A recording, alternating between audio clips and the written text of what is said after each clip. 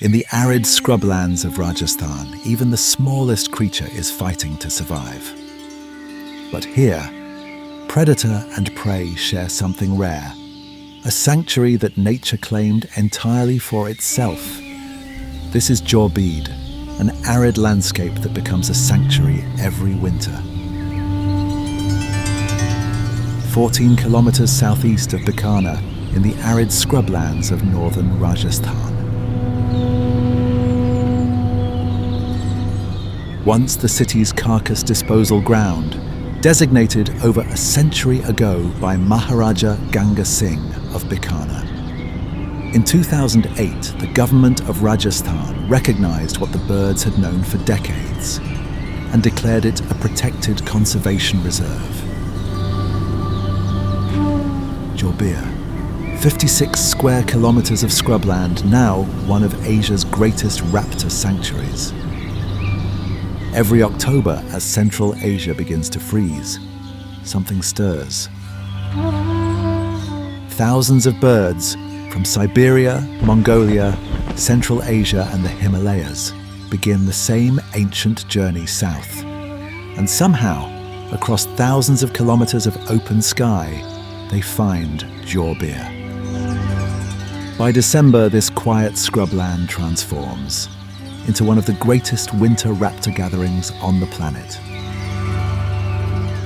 Among the thousands that gather here, some carry a weight beyond their wings. The greater spotted eagle, one of the rarest raptors in the world and one of the least understood. Fewer than 10,000 remain across its entire range. Breeding grounds lost to agriculture, wetlands drained across Eastern Europe and Central Asia. Every individual that survives the migration matters. At Jorbeer, the greater spotted eagle is not a casual visitor. It is a winter resident, arriving early, leaving late, working every corner of this scrubland with quiet precision. Patient, methodical, built not for speed, but for persistence. In a sanctuary full of giants, this is the bird that reminds you, survival is rarely loud. But look closer at these trees, and Jorbeer reveals its true hierarchy.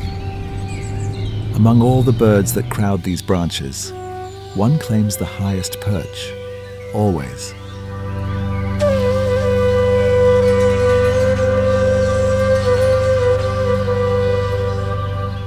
The Cinereous Vulture, the largest bird of prey in the world, weighing up to 12 kilograms, with a wingspan stretching nearly 3 meters across.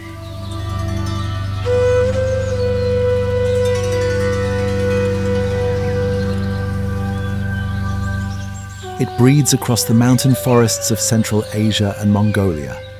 Every winter, it crosses entire ranges to reach this single scrubland in Rajasthan.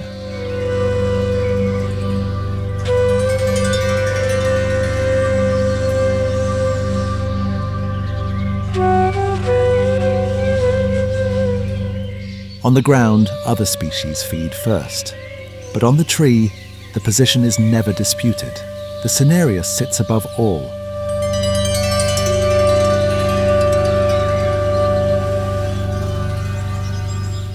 Globally vulnerable, quietly disappearing across much of its range, here at Jorbeer, it still returns, every winter, without fail.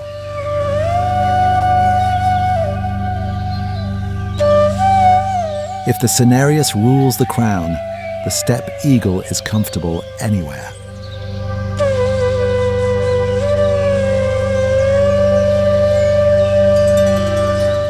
On the branch, it watches, patient, reading every movement in the scrub below. On the ground, it works, heavy, deliberate, deceptively agile. Few raptors are as comfortable hunting on foot.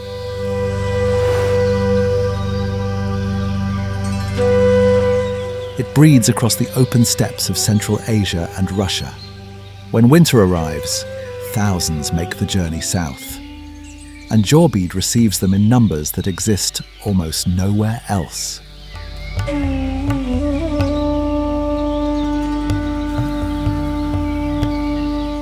But do not mistake its abundance for ordinariness. The steppe eagle is endangered. Its population collapsed by over 90% in just 3 decades. Lost to poisoning, power lines, and vanishing grasslands.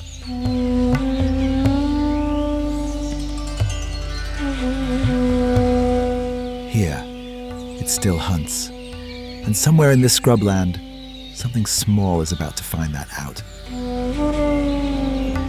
While the eagles command the sky and the trees, the real story of Jorbeer begins underground.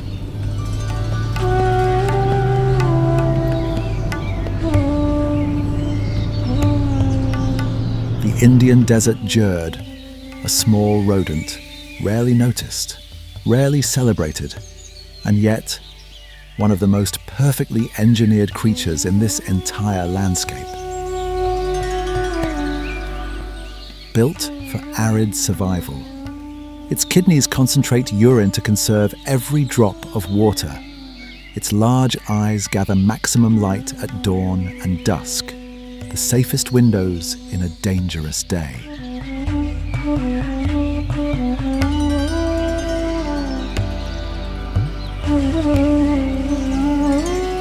It feeds on seeds, roots, and insects, storing food in elaborate burrow systems that can run nearly a metre beneath the surface. In the harshest months, it rarely needs to venture far.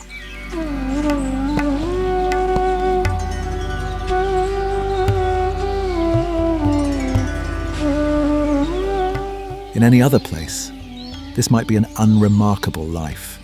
A small creature, doing what small creatures do. But here at Jorbeer, the desert Jird exists at the very centre of something much larger.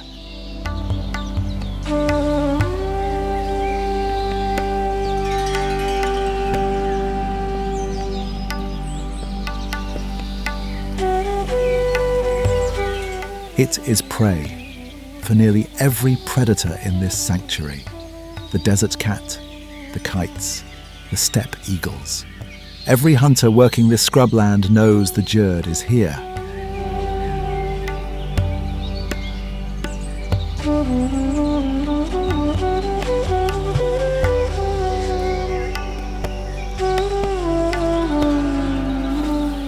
And yet, it persists, season after season, quietly threading through a landscape full of danger, with nothing but instinct, speed, and an intimate knowledge of this earth.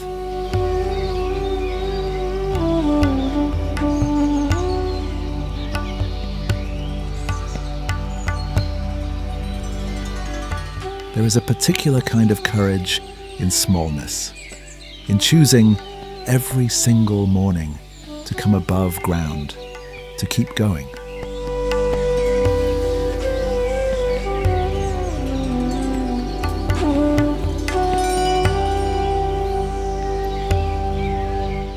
And somewhere above, there are those for whom that courage means something very different. The eastern Imperial Eagle, one of the most striking birds of prey on Earth, and one of the most endangered. Those white shoulder patches are unmistakable, a living flag, marking rank in a sky full of competitors. Only a few thousand breeding pairs remain across its entire global range, and that number continues to fall, stretching from Central Europe through Russia and Central Asia. Every individual wintering here represents something irreplaceable. At Jorbeer, it does not scramble for position. It arrives, and the tree reorganizes itself accordingly. It hunts larger prey than most raptors here dare attempt. Hares, large rodents, waterfowl. It is built not just for survival, but for dominance.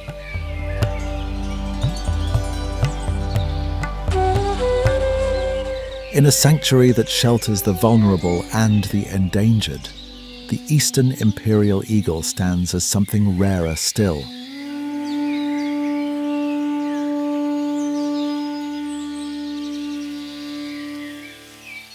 a reminder that true power needs no announcement.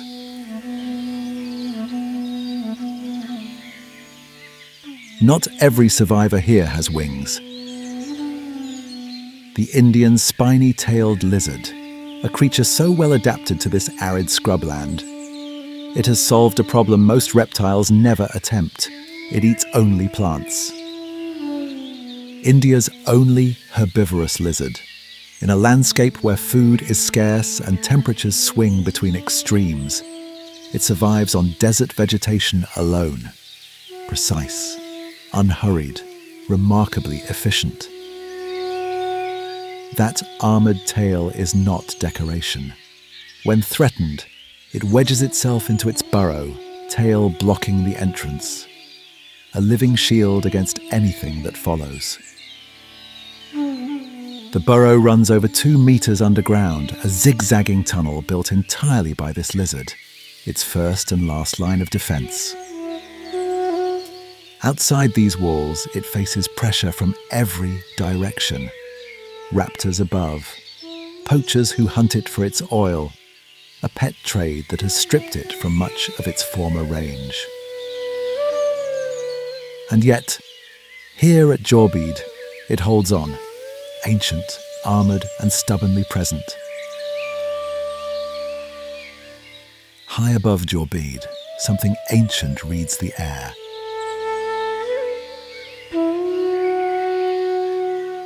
The Eurasian Griffon. With a wingspan stretching nearly 3 meters, it soars for hours without a single wing beat. Not flying, thinking. It has flown here from the mountains of Central Asia, crossing Pakistan, Afghanistan, entire ranges of the Himalayas, following the Central Asian flyway south to Rajasthan. Every winter, the same route, the same destination.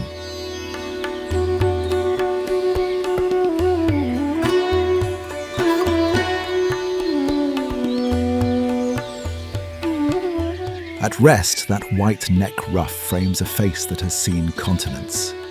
This is not a bird built for speed or stealth. It is built for endurance, for patience, for finding what others cannot.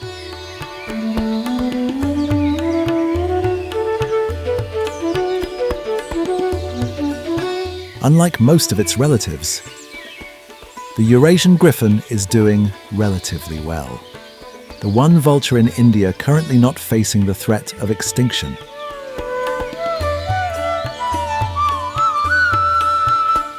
But in a family of birds that has lost so much, that distinction feels less like celebration and more like a warning.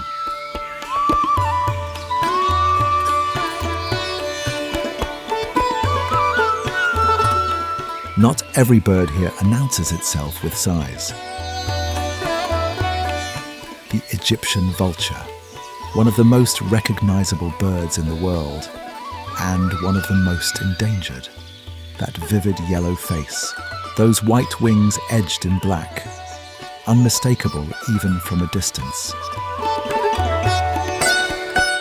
Known across the ancient world as Pharaoh's chicken, a name earned from its abundance along the Nile, where Egyptian royalty once considered it sacred. While the griffons and Cinereous take the bulk of a carcass, the Egyptian vulture works the margins, the scraps, the leftovers, and it wastes nothing.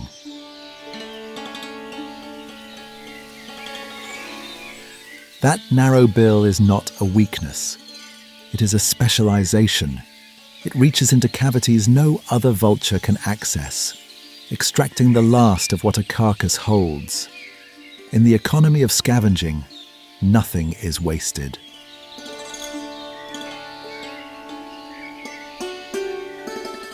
It is also, remarkably, a tool user. Populations across Africa have been documented using stones to crack open large eggs. A behaviour so rare among birds, it places the Egyptian vulture in a very small category of animals capable of using objects to solve problems. That juvenile beside it tells its own story. Egyptian vultures take 5 years to reach adult plumage. 5 years of learning. What to eat, where to go, how to survive. The white adult beside it has already made that journey. Already outlasted much of what this species once had. India's vulture populations collapsed by over 95% between the 1990s and early 2000s. A single veterinary drug, diclofenac, used in livestock, proved fatal when vultures fed on treated carcasses. Millions of birds were lost within a decade. The Egyptian vulture was among the hardest hit.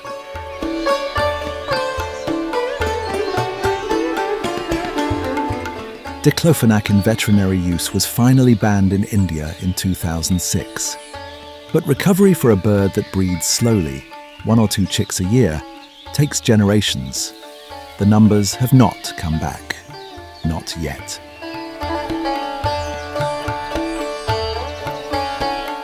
Here at Jorbeer, where carcasses arrive regularly and the food is safe, it still comes, feeding alongside the giants, taking its place at a table it helped build.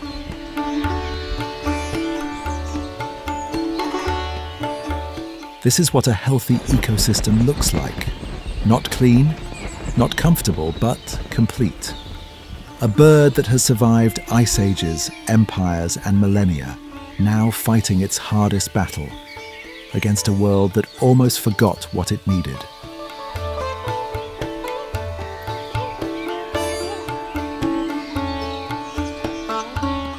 The ground here is covered in plastic, not scattered, blanketed. Bags, wrappers, fragments, as far as the eye can see. This didn't blow in from the road. Every piece of it came from inside these animals. Cattle across Rajasthan swallow plastic waste from roadsides and open dumps. It fills their stomachs. It kills them. The vultures consume everything except this.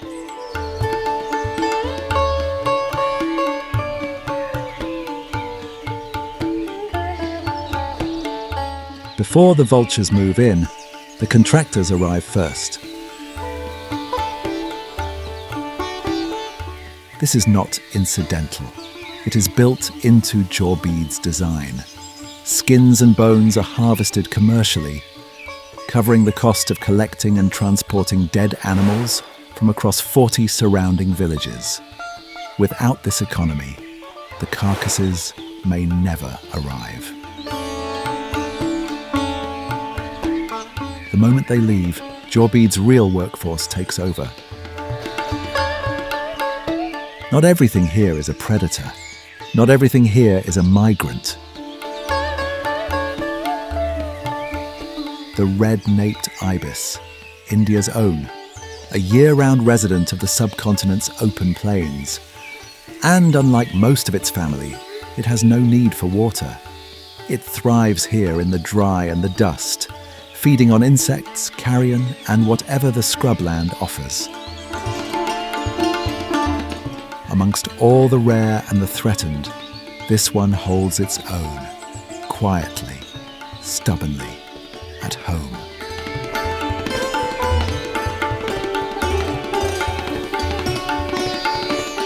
Among the giants of Jorbeer, the smallest visitors are easy to miss.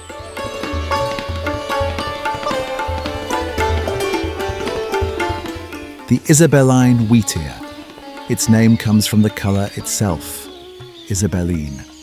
A pale, parchment, sandy brown that renders it almost invisible against this scrubland. It has flown here from the steppes of Central Asia and Mongolia, a journey of thousands of kilometres, to spend winter on these dry Rajasthan plains.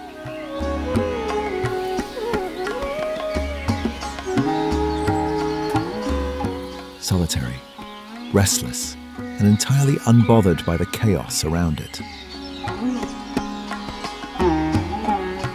At first glance, just pigeons. Look closer. The yellow-eyed pigeon, globally vulnerable. And one of India's quiet conservation success stories. Hunting and habitat loss had all but erased this species from Indian winters. By the early 2000s, only a handful remained. Today, thousands winter here near Bikaner. Jorbeer is central to that recovery, a flock that should not exist, and does. As the day fades over Jorbeer, the scrubland offers one final secret. The Indian desert cat, Asiatic wildcat, one of the most elusive mammals in Rajasthan, and one of the least seen. It hunts the desert Jird, the same rodent that shelters beneath these same trees, beneath these same eagles. Every creature here connected, every life dependent on the one beside it.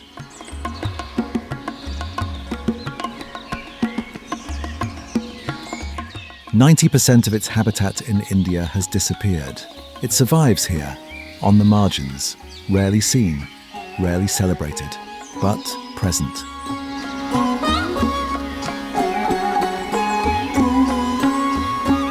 This is what Jorbeer is. Not a postcard, not a paradise.